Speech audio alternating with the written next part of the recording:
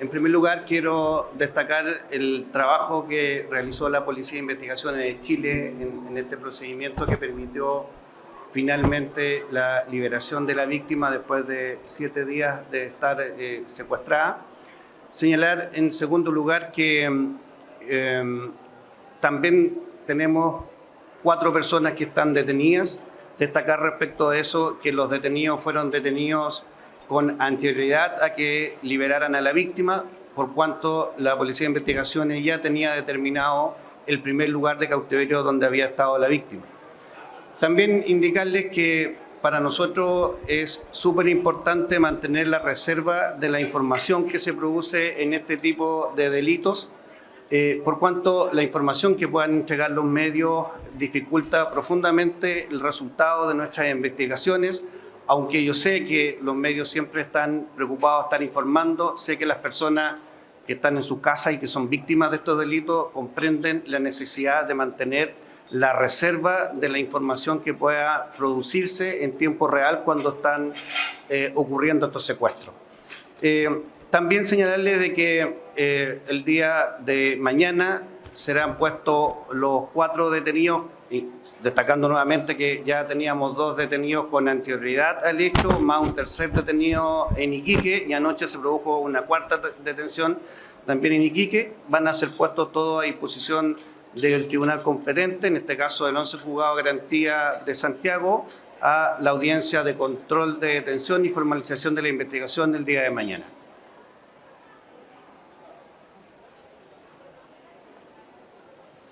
Muy buenos días. Es para destacar el resultado de este proceso investigativo que se basó principalmente en el proceso de negociación indirecto llevado por 180 horas, lo que permitió el día de hoy, en la madrugada, poder encontrar a la víctima de 84 años en buen estado de salud, con vida, que era lo principal de este proceso investigativo. Hay que entender que estos casos se abordan en 3 fases y la principal es conseguir la liberación de la víctima o el rescate eventualmente, lo que se consigue a través de este proceso investigativo en conjunto con ECO del Ministerio Público. Es importante también destacar que este proceso investigativo nos permite identificar a 4 personas, 3 de ellos de nacionalidad venezolana y 1 chileno, por su responsabilidad como autores en este hecho, en las distintas fases de este secuestro. Esta investigación está en desarrollo, seguimos trabajando para identificar a cada una de las personas que participan en este hecho y posteriormente lograr su detención en Chile o en el país donde se desplace. Ese es el resultado. Es importante destacar la fortaleza y el compromiso también de la familia que estuvo permanentemente en contacto con la finalidad de conseguir los resultados que estamos dando cuenta hoy. Fiscal Barros, se pregunta lo que usted mencionaba a propósito de la detención de estas 4 personas, 2 en Iquique. Estas últimas tenían intención de abandonar el país, y lo otro también, ¿cómo fue todo lo que conllevó la negociación para la liberación del empresario? Perdón, lo último no le oí. Lo de la negociación. Ya. No, las personas que fueron detenidas en Iquique no estaban en situación de fuga, sino que estaban, de hecho, fueron detenidos sin percatarse del trabajo policial que se había hecho, por cuanto las diligencias investigativas dieron cuenta de la participación de ellos. También, y se me había quedado atrás, destacar en este caso el trabajo del fiscal Rodrigo Moya de la Fiscalía Regional Occidente, quien estuvo a cargo de realizar las diligencias que se iban requiriendo en el transcurso de estos días. En segundo lugar, lo que usted pregunta de las negociaciones, yo respecto a eso prefiero no señalar nada, o señalar lo menos posible, puesto que es parte del éxito que estamos teniendo en este tipo de delitos, gracias a que podemos hacer, en este caso, negociaciones eficientes.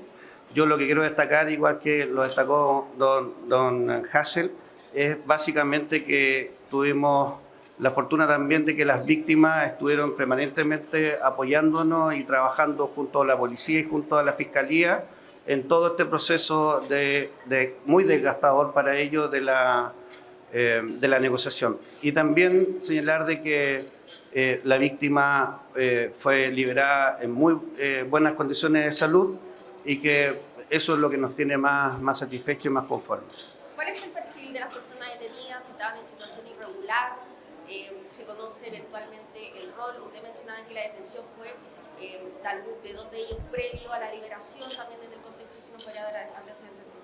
Los detenidos son 3 extranjeros y 1 de nacionalidad chilena.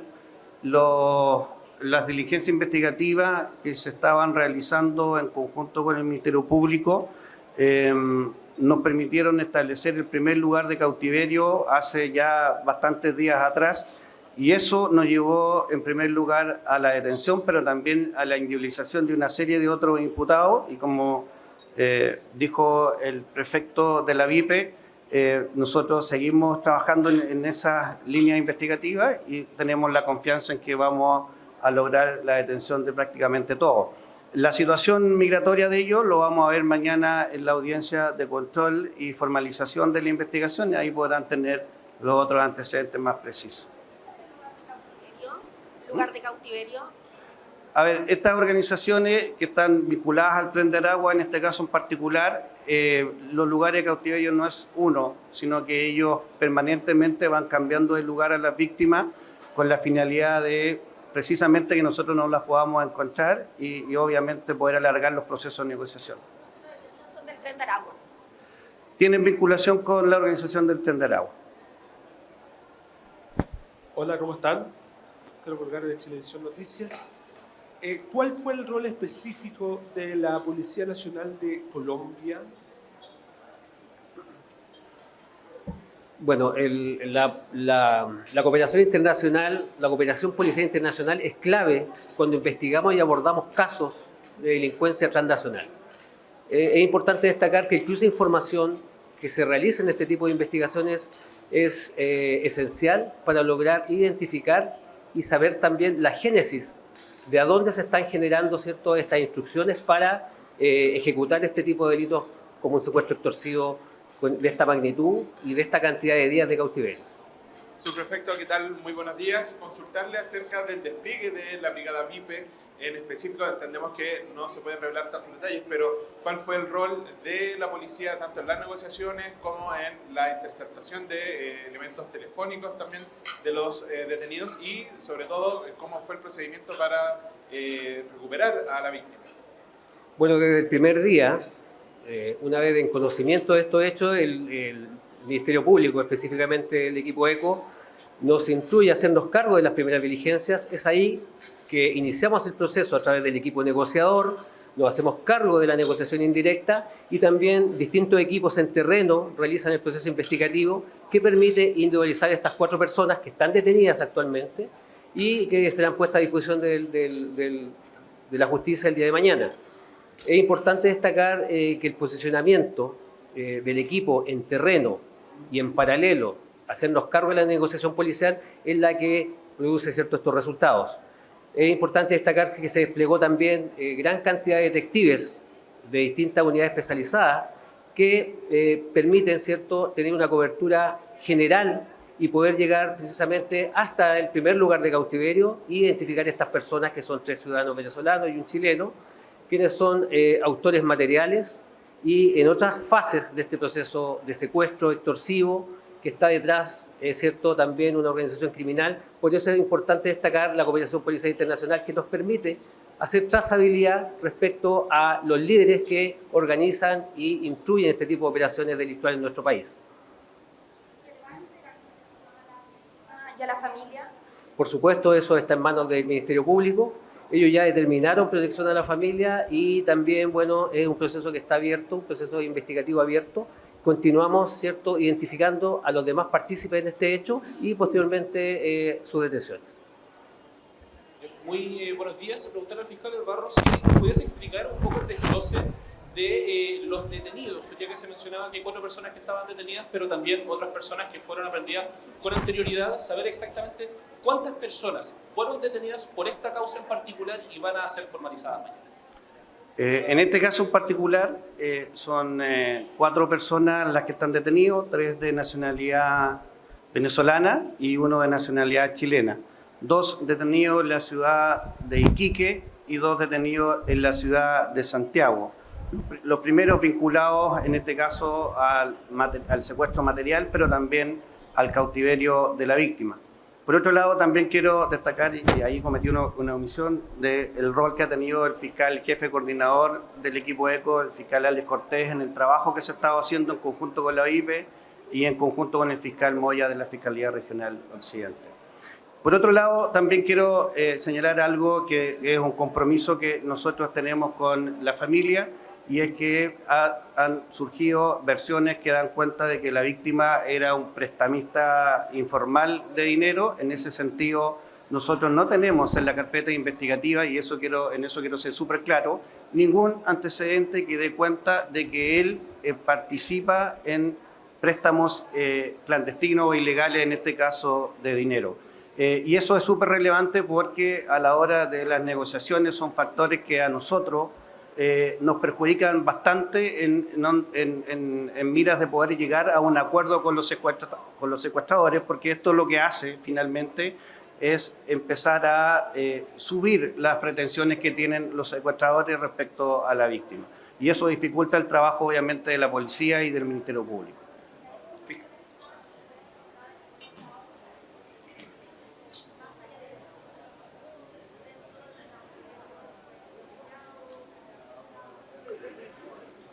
O sea, el cautiverio y el secuestro son delitos atroces, son delitos de la máxima gravedad. Imagínense que usted pierde su libertad, en este caso en manos de delincuentes, ni siquiera en manos del Estado, en manos de delincuentes, y por lo tanto usted está a merced de lo que ellos quieran o no quieran hacer. En este caso en particular, nosotros hemos pedido que se contate el estado de salud de la víctima. La información que tenemos general es que él está en buen estado de salud hasta el momento, así que eso nos tiene además muy conformes. Fiscal, ¿cómo le va? Usted hablaba en algún momento del rol de los medios de comunicación.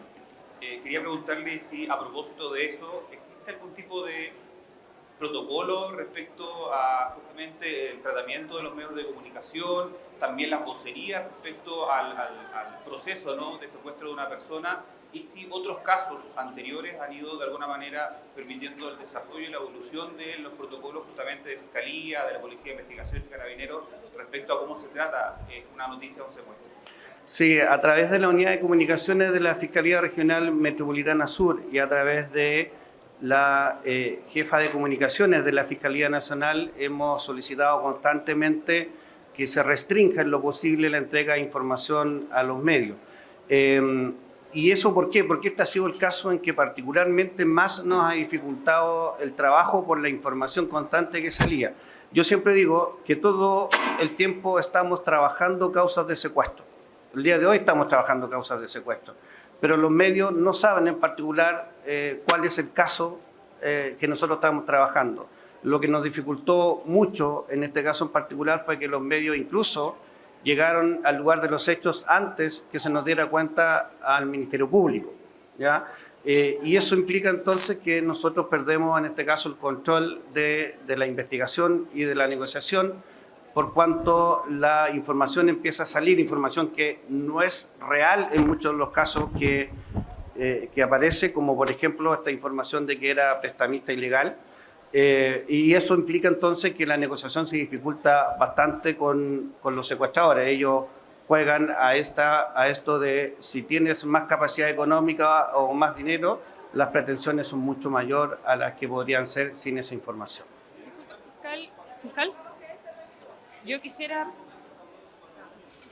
Sí, se habló efectivamente del patrimonio, que también no es una información real lo que salió en los medios, sino que no se condice con la realidad. La propia familia también nos pidió aclarar eso, pero muchas veces por causar sensacionalismo o por atraer más la atención comunicacional se entrega más información de la que se tiene que entregar. Lo que a nosotros nos interesa es que haya conciencia en los medios de comunicación de que en este caso en particular lo más importante, yo sé que ustedes tienen obviamente el derecho y la obligación de comunicar, pero lo más importante para nosotros y lo más importante para todos nosotros debería ser la salud de la víctima y poder recuperarla en buen estado, como ocurrió en este caso en particular. Muchas gracias. Disculpe, fiscal, una pregunta más.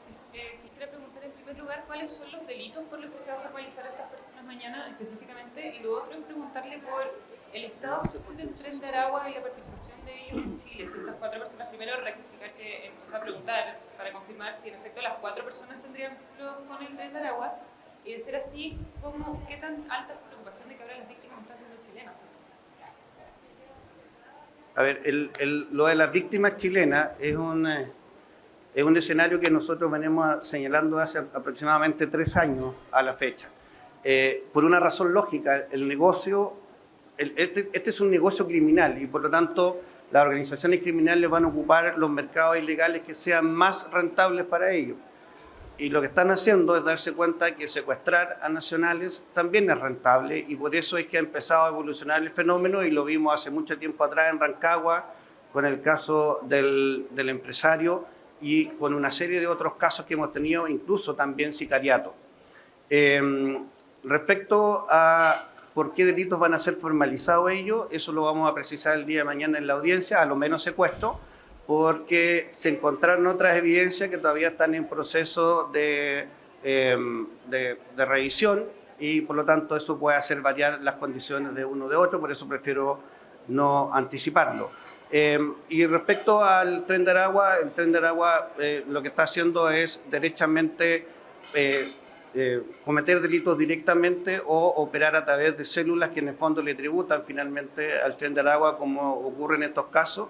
Pero sí, la dinámica de los hechos, la forma de comisión y el modo operandi del delito es el que utiliza el Tren de Aragua en este caso en particular.